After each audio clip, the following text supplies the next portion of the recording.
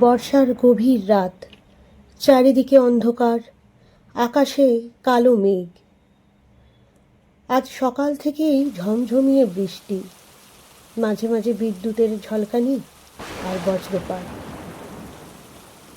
সারাদিন আজ রিমি কেমন যেন মনমরা হয়ে আছে।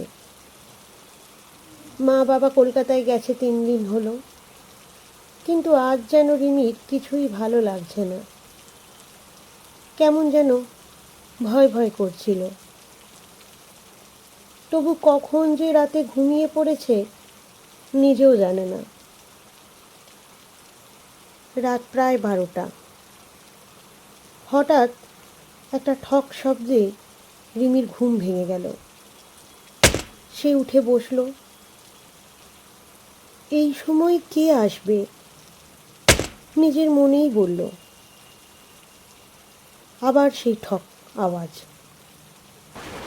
এবার শব্দটা যেন দরজা থেকে আসছে। রিমি ধীরে ধীরে লণ্ঠনটা নিয়ে দরজার দিকে এগোলো। মনে ভয় নিয়েই দরজাটা একটু সাহস করে খুলেই ফেলল। বাইরে তাকাতেই রিমি দেখল একজন ভেজা লোক দাঁড়িয়ে আছে। মাথা নিচু, পুরো শরীর বৃষ্টিতে ভিজে গেছে। লোকটা বলল, আমি পথ হারিয়েছি, আমাকে একটু আশ্রয় দেবে? রিমির কেন জানি না ভয় লাগলো, কিন্তু দরজাটা বন্ধ করতেও পারল না। লোকটা নিজে থেকেই ভেতরে ঢুকে এলো। আর ঠিক তখনই রিমির হাতের লণ্ঠনটা নিভে গেল। চারপাশ অন্ধকার। রিমি তাড়াতাড়ি কোনো রকমে একটা মোমবাতি জ্বালাবার চেষ্টা করল। মোমবাতিতে আলোটা জ্বলতেই সে দেখল লোকটা কোথাও নেই। কোথায় গেল? সে অবাক হয়ে চারিদিক তাকালো। ঠিক তখনই তার ঠিক পেছন থেকে ভেসে এলো একটা ঠান্ডা গলা। আমি এখানেই আছি। রিমি ধীরে ধীরে ঘুরে দাঁড়ালো। মোমের আলোয় সে দেখল লোকটা ঠিক তার পেছনে দাঁড়িয়ে, কিন্তু তার মুখটা যেন ঠিক মানুষের মতো না। চোখ দুটো একদম ফাঁকা, আর মুখে একটা কি অদ্ভুত হাসি। বজ্রপাতের আলোয় হঠাৎ সব পরিষ্কার হয়ে উঠল। লোকটার যে পা মাটিতে নেই, সে ভেসে আছে। রিমি চিৎকার করে দরজার দিকে দৌড় দিল, কিন্তু দরজা নিজে থেকেই বন্ধ হয়ে গেল।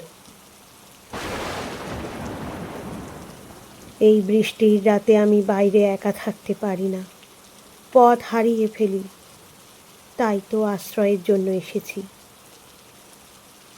এটা শুনে রিমি চোখ বন্ধ করে কাঁদতে লাগল। হঠাৎ করে একটা জোরে বজ্রপাত হলো। তারপর কে যেন রিমিকে ধাক্কা দিয়ে ফেলে দিল। পরের মুহূর্তে যখন রিমি তাকালো, সে দেখল একা মাটিতে শুয়ে আছে। দরজা খোলা, বাইরে বৃষ্টি পড়ছে, আর কোথাও কেউ নেই।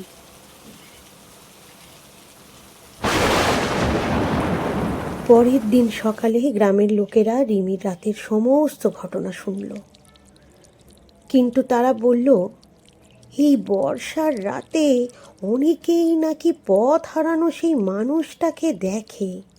শোনা যায় প্রতি বর্ষার রাতে ঝড় বৃষ্টির মধ্যে কেউ একজন দরজায় কড়া নাড়ে আর বলে, আমি পথ হারিয়েছি, আমাকে একটু আশ্রয় দেবে?